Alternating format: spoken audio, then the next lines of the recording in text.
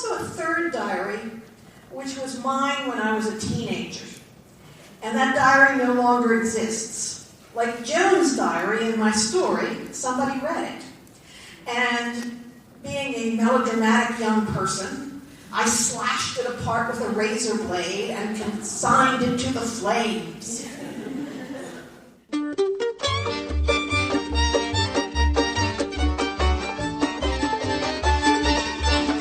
This is The Book of Life.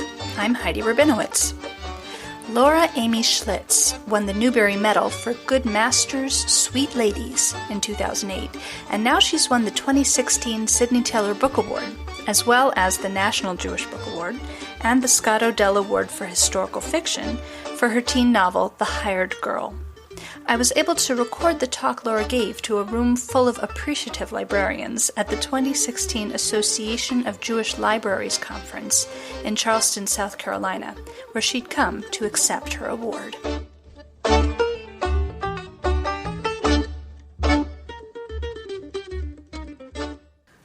I have a splinter in my thumb. A couple of weeks ago, I was trimming the barberry bushes, and there are those little sharp thorns that can go straight through your gardening gloves and into your skin. And I've been watching them because at first you just have this sense that something is the matter, and then there's a little tiny, smaller than a pepper grain, and then later there's a prickly thing, and out comes this little thorn, and you can really see what it looks like and how big it is, and then you throw it away and you forget about it. And I'm telling you this because I think stories can be similar. You know, there's sort of an original irritability, and then something happens, and a lot of what goes on is subcutaneous. And you don't really understand it, and then the story comes out, and you sort of put it aside and maybe forget about it. So I'm going to try to tell you about The Hired Girl. I'm not sure I'm going to get everything right because it was a while ago. I think The Hired Girl began with diaries. I work at the Park School, and one of my students brought me this beautiful diary book with brass clasps and a silk ribbon. And I thought, you know, it's almost blasphemous to write in anything this beautiful, but I'm going to write in it. I've just finished a book with 5 main characters panting in the home stretch. If I ever get through this again, I will write a book about one character who wants one thing. And so I thought, well, yes, I will write about one character who wants one thing, and it will be a diary. And I have my grandmother's diary from 1912. And so I will look at her diary, and that will help me with the voice. And so there were those 2 diaries, but there's also a third diary, which was mine when I was a teenager. And that diary no longer exists. Like Joan's diary in my story, somebody read it. And being a melodramatic young person, I slashed it apart with a razor blade and consigned it to the flames. But in it were my fantasies about a boy I was in love with and all of my yearning for a bigger life. And I think all of us, when we're young like that, we just see the future as this great opening cornucopia. And we yearn for that. We want to get there, and we're stuck in chemistry class. So there were those diaries, and I decided I wanted to write about the education of a young person, about somebody who's trying to get into a bigger world. You know, around 1912, a lot of women were getting paid. They were entering the workforce outside the home, and they were getting paid, and that was a game changer. And so I wanted to write about a young girl who was sort of moving from oppression to liberation. And there she was. Her name was Joan. I did not want Joan to be like me. Joan is not like me. Joan has a much bigger heart and infinitely more courage, and she's got a great work ethic, none of which I have. But some of my DNA ended up in Joan, and there are a couple things that I think of when I think about my own teenage years that Joan inherited. One was that when my mother was one day carrying 2 buckets of water, she slipped a disc, and I became acquainted with housework for the first time in my life. You know, I dusted, I set the table, but suddenly I was the housewife. And of course we had the old washing machine with the wringer, and we had clothesline with no dryer, and there was no such thing as permanent press, and we had 2 ponies and a dog and a cat, and we always fed the birds, and you know, you had to cook. And so I did a whole lot of housework. I lost 4 pounds the first week. And I didn't like housework, but I respected it. And when you read about the kind of work women used to do in Joan's day, when doing a load of laundry meant 50 gallons of boiling water, God knows how many women were scalded. You're very impressed at what these women were able to do. And so I thought, okay, I'll take my hired girl, and I'll see if I can move her into a world that she yearns for. I went to a rural high school. My rural high school, the mascot was a cow. I am not kidding. I would describe it as a hotbed of anti-intellectualism, except that I don't think anti-intellectualism comes from anything but a lukewarm bed. I wanted, of course, to be Sarah Bernhardt. I wanted to say witty things like Oscar Wilde. I wanted to read the classics. I had a scrapbook of postcards from the museum so I could learn the names. I wanted to go to the opera. I was pretentious and obnoxious, and nobody could stand me, and my fellow students at Harvard High School put nasty notes in my locker and king syrup in my hair.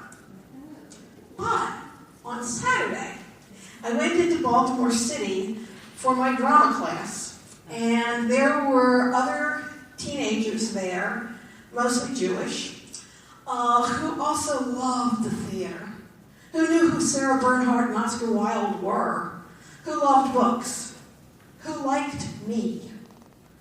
It was my first experience of a Jewish community, and it wasn't going to be my last. I was so happy with these other kids, and they were a lifesaver for me. And when it was time for me to go to college, I went to Goucher, which was then and still is about 30% Jewish. Later on, I ended working at the Park School for 25 years, which is a school founded in the Jewish liberal tradition.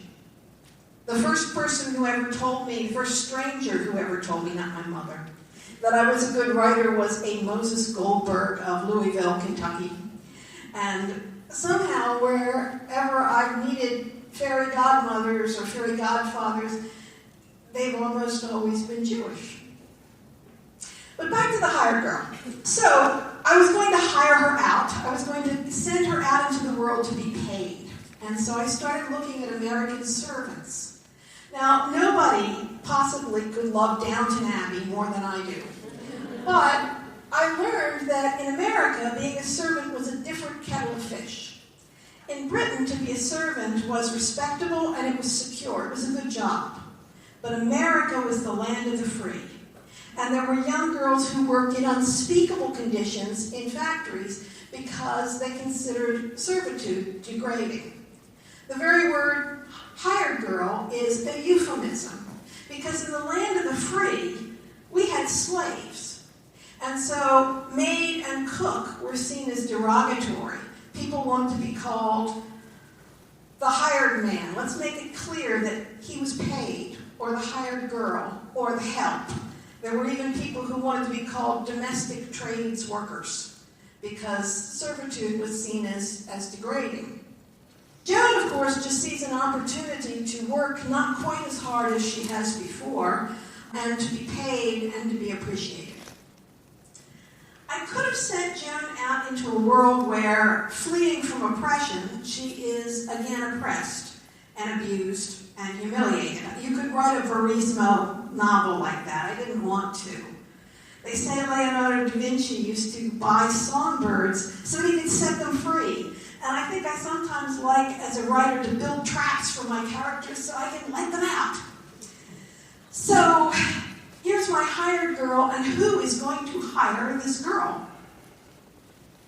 Well, at that time, my school, the Park School, was about to celebrate its centennial.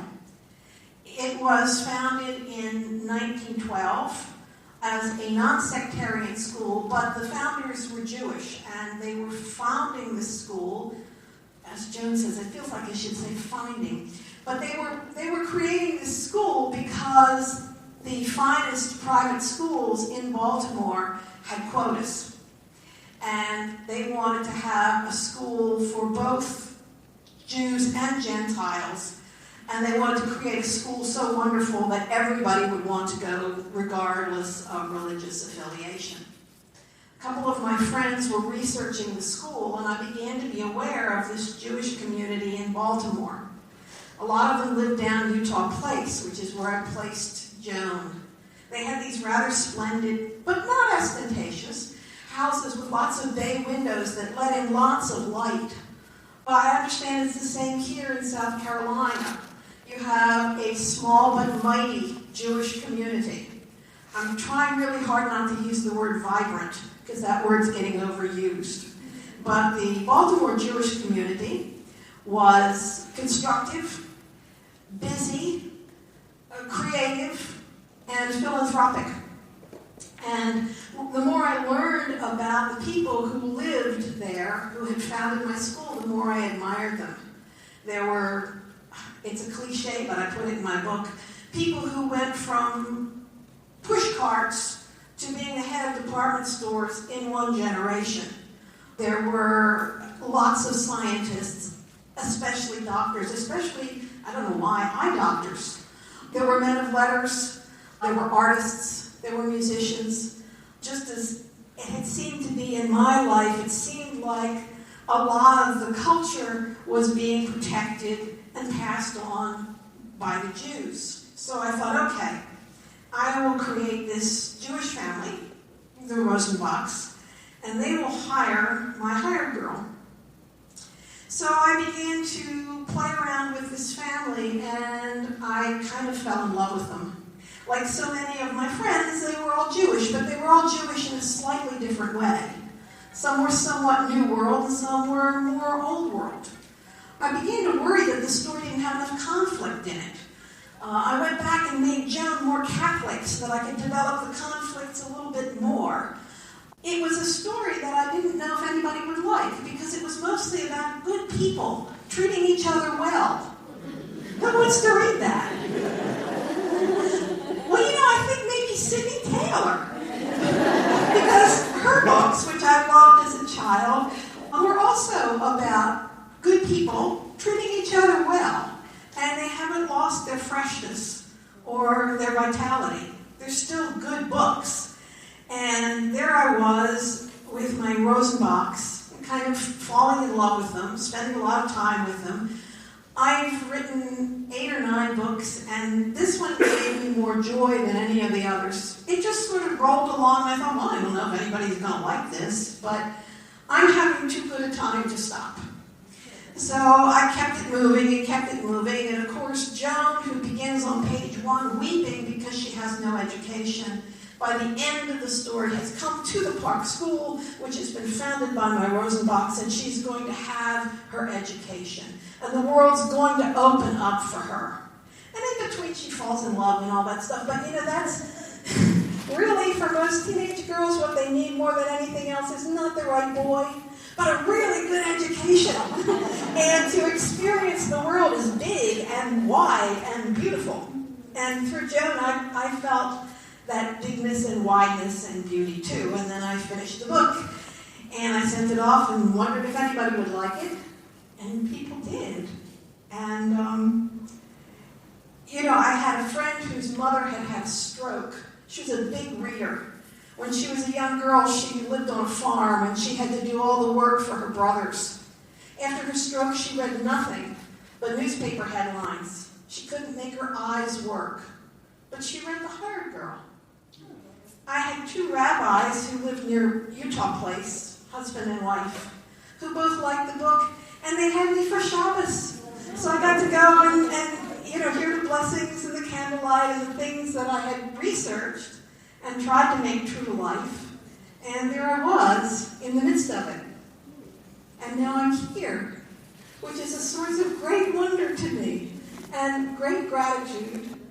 And it makes me think that this book, which I don't know how it started out. I mean, it's just a splinter in my thumb. But this book ended up being, at least a little bit, a thank you note and a love letter to my befrienders, the Jews. Thank you.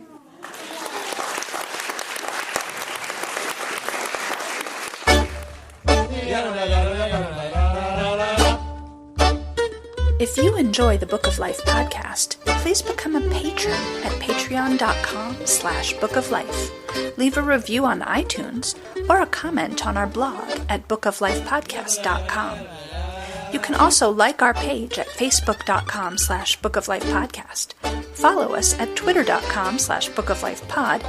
Email us at bookoflifepodcast@gmail.com or leave us a voicemail at 561-206-2473. The Book of Life is a podcast service of the Feldman Library at Congregation B'nai Israel in Boca Raton, Florida at cbiboca.org and is supported in part by the Association of Jewish Libraries at jewishlibraries.org. Our background music is provided by the Freilach Makers Klezmer String Band. Thanks for listening and happy reading.